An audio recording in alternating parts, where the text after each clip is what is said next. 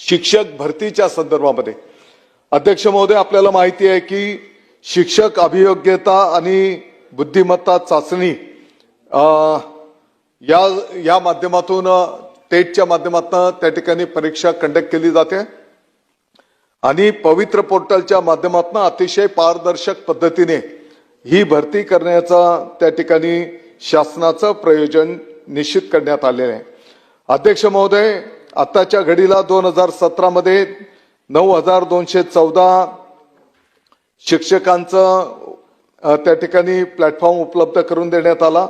2022 मध्ये 23,000 पेक्षा जास्ती शिक्षक त्या ठिकाणी पवित्र पोर्टलद्वारे उपलब्ध करून देण्यात आलेले आहेत आणि 2025च्या दृष्टिकोनातून 26च्या दृष्टिकोनातून आताच्या घडीला संच मान्यतेचं आता प्रोसेस अंतिम टप्प्यामध्ये आहे आणि जो काही 25चा निकाल लागलेला आहे त्याप्रमाणे संच मान्यतेच्या माध्यमातून जे काही शिक्षकांची मागणी नोंदवण्यात येईल त्या पद्धतीने हा सर्व शिक्षक स्टाफ त्या ठिकाणी उपलब्ध करून दिला जाणार आहे। अध्यक्ष महोदय, चालू वर्षाला हे शिक्षक उपलब्ध करून देत असताना कला क्रीडाचेही शिक्षक त्या ठिकाणी उपलब्ध होणार आहेत आणि या माध्यमातून विद्यार्थ्यांना या पण सुविधा त्या ठिकाणी निश्चितपणे उपलब्ध होतील। पेसा भरतीच्याही संदर्भामध्ये काही सदस्य महोदयांनी मुद्दा उपस्थित केलेला आहे। या संदर्भामध्ये माननीय सर्वोच्च न्यायालयाने जे काही निकष घालून दिलेले आहेत त्या निकषांप्रमाणे पेसा भरतीच्या संदर्भामध्ये पुढची कार्यवाही त्या ठिकाणी केली जाणार आहे। काही सदस्य महोदयांनी मुद्दा उपस्थित केला की निवृत्त शिक्षकांच्या ऐवजी कंत्राटी तत्वावरचे नवीन शिक्षक घ्यावेत। अध्यक्ष महोदय, निवृत्त शिक्षक जे आपण घेतो तर ते काही कालावधी करता फक्त घेतो आहोत। आता संच मान्यता झाली की त्या ठिकाणी रेग्युलर शिक्षक भरती करून हे शिक्षक त्या ठिकाणी उपलब्ध करून दिले जाणार आहेत। क्रीडा विषयाच्या संदर्भामध्येही बरेच सदस्य महोदयांनी अतिशय चांगल्या भावना त्या ठिकाणी ठेवलेल्या आहेत।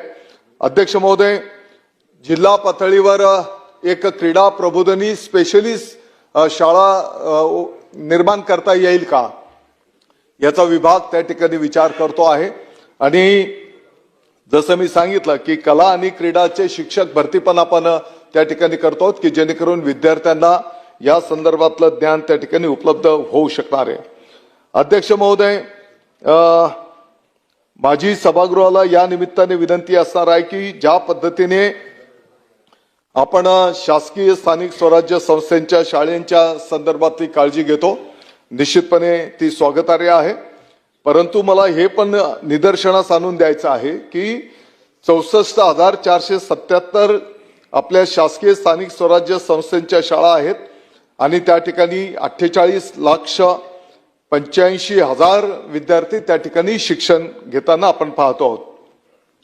त्याच पद्धतीने खाजगी अनुदानित 24,380 शाळा आहेत, त्या ठिकाणी 98,73,000 विद्यार्थी शिक्षण घेत आहेत। त्याच्यासोबतच सेल्फ फायनान्सच्या 19,000 शाळांमध्ये 67,74,000 विद्यार्थी त्या ठिकाणी शिक्षण घेत आहेत आणि म्हणून या सर्व शाळांमध्ये सर्व सन्माननीय लोकप्रतिनिधी आणि पदाधिकाऱ्यांनी त्या ठिकाणी विद्यार्थ्यांच्या सेवेकरता ज्या ज्या काही सूचना असतील आपणही त्या ठिकाणी लक्ष द्यावं अशी मी या निमित्ताने विनंती करू इच्छितो। अध्यक्ष महोदय, आता येणाऱ्या काही दिवसांमध्येच पुणे जिल्ह्याच्या दौंड तालुक्याच्या गरदरेवाडी या ठिकाणी त्या गावाच्या सर्व ग्रामस्थांनी एकत्र येत जिल्हा परिषदची जी शाळा होती 1 महिन्यामध्ये अतिशय क्रांतिकारी बदल त्या संपूर्ण गावाने एकत्रित येऊन त्या ठिकाणी करून दाखवला। शाळेचं अंतर आणि बाह्य म्हणजे ज्याला आपण बोलतो की क्वालिटी एज्युकेशन आणि त्याच्यासोबत भौतिक सुविधा यामध्ये सर्व गाव एकत्रित आलं आणि शासनाचंही त्या ठिकाणी थोडं सहकार्य मिळालं, परंतु गावाच्या सहकार्याने ही शाळा त्या ठिकाणी 1 महिन्यामध्ये त्यांनी बदल करून दाखवलेला आहे। अध्यक्ष महाराष्ट्रामध्ये अनेक शाळा अशा आहेत की त्या 365 दिवस शाळा चालतात अनेक आमचे शिक्षक बंधू भगिनी असे आहेत की त्यांनी अतिशय समर्पित पद्धतीने सेवा त्या ठिकाणी द्यायला घेतलेली आहे. अध्यक्ष महोदय, जे आदर्श शिक्षक आहेत, आयडॉल शिक्षक म्हणून आम्ही त्यांची निवड त्या ठिकाणी करायला घेतलेली आहे आणि त्यांनी त्यांच्या अनुभवातनं जे चांगलं कौशल्य प्राप्त केलेलं आहे ते त्या शाळेपुरतं मर्यादित न राहता आजूबाजूच्याही शाळांना त्याचं ज्ञान कसं प्रतिवर्तित आपल्याला करता येईल त्याचंही नियोजन आम्ही त्या ठिकाणी करायला घेतलेलं आहे.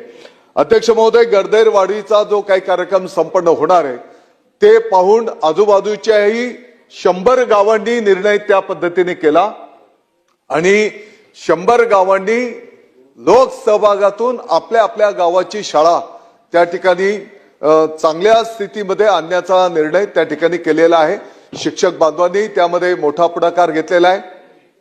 त्या जिल्ह्याच्या मग सीओ असतील, जिल्हाधिकारी असतील, पालकमंत्री महोदय असतील, लोकप्रतिनिधी असतील, या सर्वांनी एकत्रितपणे येत त्या ठिकाणी या शाळेंचा कायापालट करण्याचा निर्णय केलेला आहे. माझी सर्व सभागृहाला विनंती असणार आहे की आपणही जरा लोकांमध्ये जाऊन या विषयाचं गांभीर्य जरा निदर्शनास आणून दिलं तर निश्चितपणे त्याचा मोठ्या प्रमाणात फायदा त्या ठिकाणी होऊ शकणार आहे. अध्यक्ष महोदय, जोपर्यंत ही एक लोक चळवळ होत नाही तोपर्यंत आपल्याला अपेक्षित असलेलं यश त्या ठिकाणी मिळू शकणार नाही. काही शाळा अध्यक्ष महोदय अशा पण आहेत, आमच्या त्र्यंबकेश्वर तालुक्यातली हिवाळी नावाची शाळा होती, म्हणजे आता पण आहे, परंतु आता ती चांगल्या इमारतीमध्ये स्थलांतरित झाली. ताडपत्री लावून ती शाळा भरत होती, परंतु त्या शाळेमध्ये आमचे केशव गावित, जिल्हा परिषदची शाळा आहे अध्यक्ष महोदय, आमचे केशव गावित गुरुजी त्या शाळेचे विद्यार्थी नाईक साहेब दोन्ही हातांनी, दुसरीचा विद्यार्थी दोन्ही हातांनी लिहितात. उजव्या हाताने मराठीमध्ये लिहिणार तर डाव्या हाताने इंग्रजीत लिहिणार आणि त्याच वेळेस तुम्ही विचारलेल्या प्रश्नाचं उत्तर पण देणार. याचा अर्थ 100% आदिवासी भागातली शाळा आहे, सर्व विद्यार्थी आदिवासी आहेत. अध्यक्ष महोदय, मला सांगायचं तात्पर्य असं आहे की असे अनेक आमचे शिक्षक बांधव आहेत की जे समर्पित पद्धतीने त्या ठिकाणी काम करत आहेत आणि म्हणून या सर्वांना आपल्या सर्वांच्या सहकार्याची, आशीर्वादाची गरज त्या ठिकाणी आहे. आपलं जर पाठबळ मिळालं, आपले जर शुभेच्छा, आशीर्वाद मिळाल्या तर निश्चितपणे आपल्याला अपेक्षित असलेलं कार्य येणाऱ्या काळामध्ये त्या ठिकाणी दिसून येईल. आपल्या सर्वांना चिंता आहे की मराठी शाळा पटसंख्या कमी होते, शाळा बंद पडायला होत आहेत. ही वस्तुस्थिती आहे की पटसंख्या घटते आहे शासकीय शाळेची, ही वस्तुस्थिती आहे. परंतु अध्यक्ष महोदय, ज्या पद्धतीने माननीय मुख्यमंत्री महोदय, माननीय उपमुख्यमंत्री महोदयांनी या विभागाला अनुमोदन आणि सपोर्ट करण्याचा निर्णय केलेला आहे, मी आपल्याला सभागृहाला आश्वस्त करू इच्छितो. येणाऱ्या 26-27 मध्ये आपल्याला दिसून येईल की मराठी शाळेंचा पटसंख्या वाढती आहे. अनेक ठिकाणी पालक आपल्या पाल्यांना इतर माध्यमांच्या शाळेंमधनं जे यापूर्वी प्रवेश दिलेले होते ते प्रवेश या ठिकाणी मराठी शाळेंमध्ये होताना आपल्याला त्या ठिकाणी निश्चितपणे दिसून येतील. हा विश्वास मी आपल्याला या निमित्ताने व्यक्त करतो. अध्यक्ष महोदय, अनेक मुद्द्यांवर निश्चितपणे आपण ज्या सूचना केलेल्या आहेत या प्रत्येक सूचनेची चौकशी केली जाईल. लेखी उत्तर पण आपलं तयारच आहे आणि जे दोषी असतील त्यांच्यावर त्या ठिकाणी कारवाई पण केली जाईल. भिवंडीला भेट देण्याचा पण नुसतं भेट द्यायला मी एकटा येणार नाही, तर आमच्या मालेगावचे काही प्रतिनिधी घेऊन, लोकप्रतिनिधी घेऊन मी भिवंडीच्या शाळेला त्या ठिकाणी भेट द्यायला येणार आहे. अध्यक्ष महोदय, जेवढं शक्य आहे विभाग त्या ठिकाणी हे कार्य पुढे नेण्याचा प्रयत्न करतो आहे आणि शाळा भेटींचाही कार्यक्रम मोठ्या प्रमाणात आम्ही त्या ठिकाणी ठेवलेला आहे. येणाऱ्या काळामध्ये दररोज राज्याच्या 2 शाळांना व्हिडिओ कॉल करून त्या शाळांमध्ये त्या विद्यार्थ्याला वाचता येते का, त्या विद्यार्थ्याला लिहिता येते का, त्याला गणित सोडवता येते का, याचं शिक्षण मंत्री महोदयाच्या पासून तर आमच्या अधिकाऱ्यांच्या पर्यंतचं नियोजन आम्ही त्या ठिकाणी केलेलं आहे. प्रत्यक्ष शाळेला भेटी पण आपण त्या ठिकाणी द्यायला घेणार आहोत. आणि आपण जर बघितलं असेल तर जो काही कला क्रीडांच्या सोबत गुणवत्तापूर्ण शिक्षणाच्या सोबत कला क्रीडामध्ये पण त्या विद्यार्थ्यांना चांगल्या फॅसिलिटी उपलब्ध झाल्या पाहिजेत, याचंही नियोजन त्या ठिकाणी करायला घेतलेलं आहे.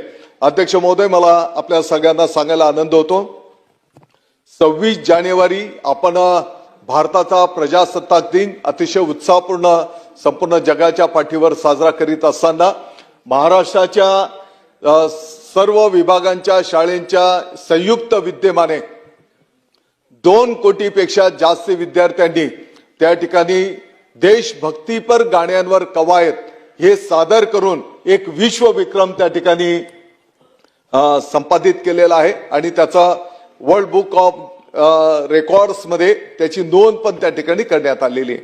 आणि म्हणून जेवढे चांगले प्रयोग आपल्याला त्या ठिकाणी करता येतील, विद्यार्थ्यांची ड्रॉपआउटची संख्या कमी कशी करता येईल, शाळाबाह्य विद्यार्थ्यांना मुख्य प्रवाहामध्ये कशी करता येतील, विद्यार्थ्यांच्या आरोग्याची काळजी पण आम्ही आता एक त्याचा आरोग्य पत्रिका तयार करायला घेतो आहोत की जेणेकरून अगदी बालपणापासूनच त्याची हेल्थ स्टोरी त्याच्या भविष्यामध्ये पण त्या ठिकाणी कामात येणार आहे.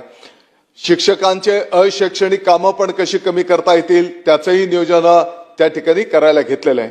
आणि म्हणून अध्यक्ष महोदय, सर्व सन्माननीय सदस्य महोदयांचे मी आभार मानित असताना मी आपल्या अनुमतीने सन 2026-27 साठी शालेय शिक्षण विभागाच्या मागणी क्रमांक E1 ते E5 अंतर्गत एकूण रुपये 88,494 कोटी 66,02,000 फक्त इतकी अर्थसंकल्पीय तरतूद मंजूर करण्याची विनंती सन्माननीय सभागृहास करीत आहे.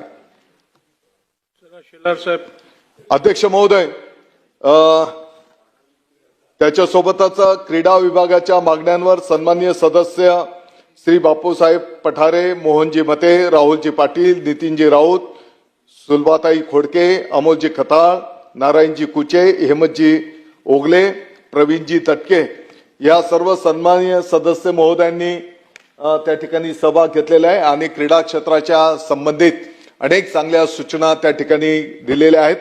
सर्व सन्माननीय सदस्य महोदयांना त्यांच्या सूचनांचं लेखी उत्तर त्या ठिकाणी दिलं जाईल.